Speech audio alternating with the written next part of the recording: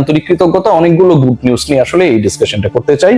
প্রথমত মাইটি ইন্ডিয়া, আপনারা সবাই জানেন যে অনূর্ধ্ব 19 এশিয়া কাপ যেখানে চলছিল সেখানে প্রায় 200 রানের ব্যবধানে পরাজিত হয়েছে পাকিস্তানের বিপক্ষে। I am not a big fan of Pakistan, কোনো কারণ নেই, কিন্তু ইন্ডিয়ার যে আসলে ক্রিকেটীয় ভাবসাব এটা আবার আমার পছন্দ না।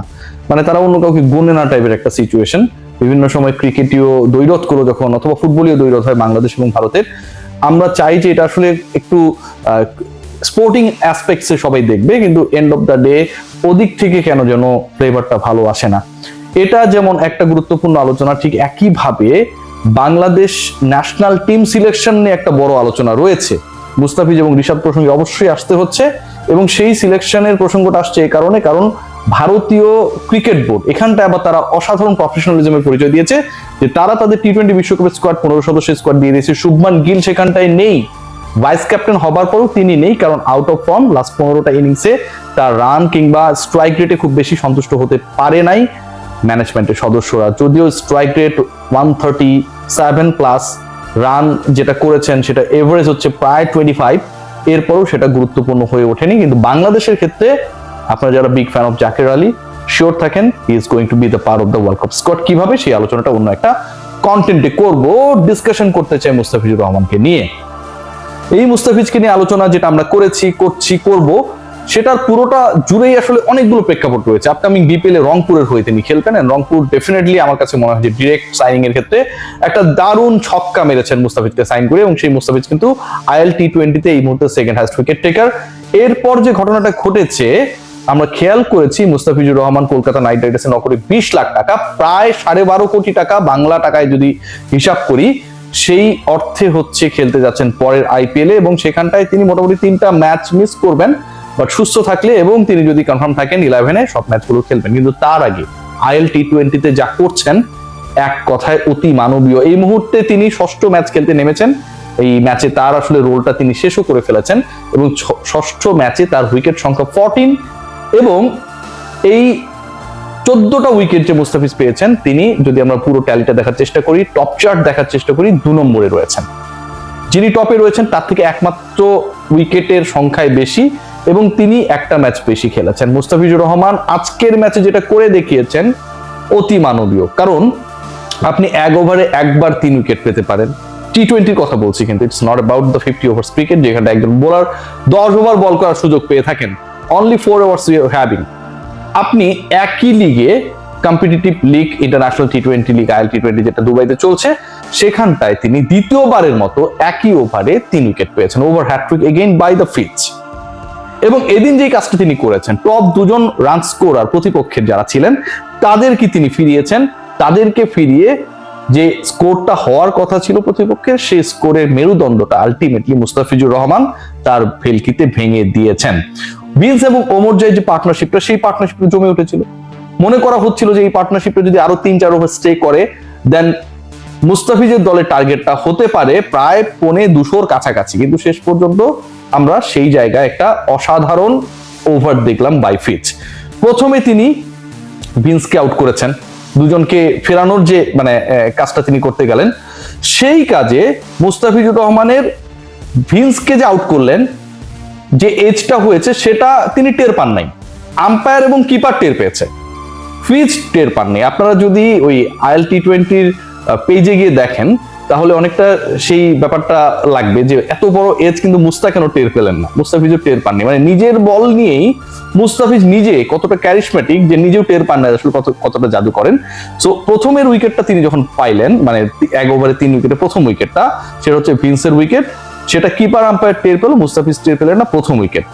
এরপর যেটা হইলো ওমরজাই ইনসাইড এজ বোল্ড, এটা সবাই দেখেছে, সবাই টের পেয়েছে।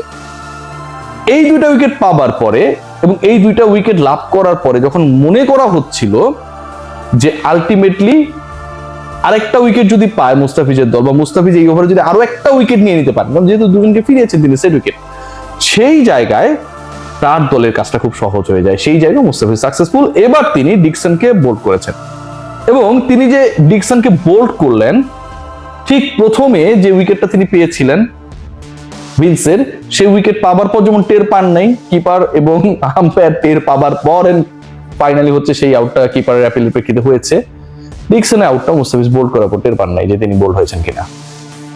1 ওভারে 3 wicket for the second time in the same tournament by Fitz, যিনি 9 কোটি 20 লাখ রুপিতে কলকাতা নাইট রাইডার্সের পরের মৌসুমের আইপিএলটা খেলবেন, যাকে পাবার জন্য আইপিএল এর অন্তত 3টা দল অ্যাক্টিভলি লড়েছে। দিল্লি শুরু করেছিল, চেন্নাই রেসে ছিল, কলকাতা কিনেছিল। সেই ফিচ যেই ফর্মে রয়েছেন, আমার কাছে মনে হচ্ছে এগেইন এনওসি সংক্রান্ত জটিলতা যদি বাংলাদেশ ক্রিকেট বোর্ড থেকে না থাকতো, মুস্তাফিজ যদি একদমই শুরুর স্লট গুলোতে থাকতেন, মানে মুস্তাফিজকে যখন ডাকা হয়েছিল তখন প্রায় 100 জন ক্রিকেটার তার আগে ডাক পেয়ে গেছেন, অথচ পাথি রানাকে ডাকা হয়েছিল ফার্স্ট 20-র মধ্যে। মুস্তাফিজ যদি আরেকটু আগে কল হতেন তাহলে তার প্রাইসটা 15 করোড় যে হতো, এটা নিয়ে আই ডোন্ট থিঙ্ক সো যে খুব বেশি ডাউট থাকতো। এবং একই সাথে আজকের এই পারফরমেন্সটা চোখে আঙুল দিয়ে আরেকটা ব্যাপার দেখিয়ে দেয়, those people who are thinking that Pathirana is the confirm part of the 11 of Kolkata Knight Riders, যদি পাথি রানা অ্যাবসেন্ট থাকেন, ইনজুর্ড থাকেন, আউট অফ ফর্ম থাকেন, then Mustafiz will be picked there to be the part of the 11, definitely not. Chennai Super Kings তারা তাদের যেই IPL মিশনে মুস্তাফিজকে দলভুক্ত করেছিল 2023-এর কথা বলছি, প্রথম ম্যাচেই Mustafizur Rahman man of the match ছিল।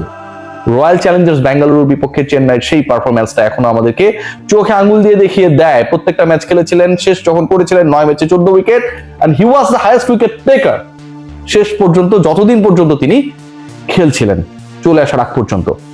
সো কলকাতা নাইট রাইডার্সের একদমই চোখ বন্ধ করে অপশন হচ্ছে যে আমরা পাথি রানাকেই খেলাবো, মুস্তাফিজকে আমরা বিকল্প হিসেবে খেলাবো, এই চিন্তাটা আমার কাছে মনে হয় অনেকটাই অমূলক। According to the performance in IL, according to the performance throughout the year, according to the performance last IPL, Mustafizur Rahman আমার মনে হয় যে দারুণ ফর্মে রয়েছেন, এবং কলকাতা নাইট রাইডার্স ডেফিনেটলি শুরু থেকেই মুস্তাফিজকে তাদের 11-এ রাখবে, খেলাবে, এটা তাদের প্রয়োজনে তারা করবে। What about Rishad Hossain?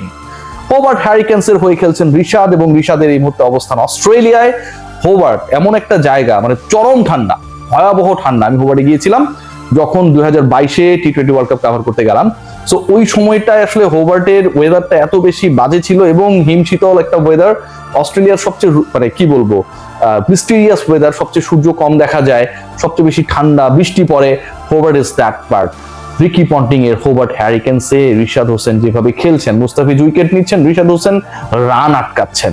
T20 ক্রিকেটে রিশাদ হোসেন আজকের ম্যাচে, এর আগের ম্যাচে আমরা দেখেছিলাম যে রিশাদ হোসেন অসাধারণ বল করেছিলেন, 3 উইকেট পেতে দেখেছিলাম। আজকে Rishad Hossain 4 over 21 run 1 wicket. কি পরিমাণ ইকোনমিক্যাল হলে টি20-তে বিগ ব্যাশে এরকম একটা ফিগার আপনি ডেলিভার করতে পারেন। সো বাংলাদেশের দুজন ক্রিকেটার রাইট নাও মানে আলো ছড়াচ্ছেন তাদের পারফরমেন্স দিয়ে, একজন মুস্তাফিজুর রহমান, একজন রিশাদ হোসেন, একজন লেগি আর একজন বাহাতি পেসার। তবে তাসকিন আহমেদকে ভুললেও চলবে না, তিনিও কিন্তু আইএল টি20-তে তার লাস্ট ম্যাচে 3 উইকেট ক্র্যাক করেছিলেন, যদিও তার দল মুস্তাফিজের দলের বিপক্ষে খুব একটা ভালো করতে পারেনি। সবাই ভালো থাকবেন, টেক গ্রেট কেয়ার। ডিসকাশন নিয়ে নিশ্চয়ই আবারও হাজির হবো আপনাদের সামনে। মাঝখানে একটু ব্রেক নিয়েছিলাম, শরীর ভালো ছিল না, সেই কারণে টেক গ্রেট কেয়ার।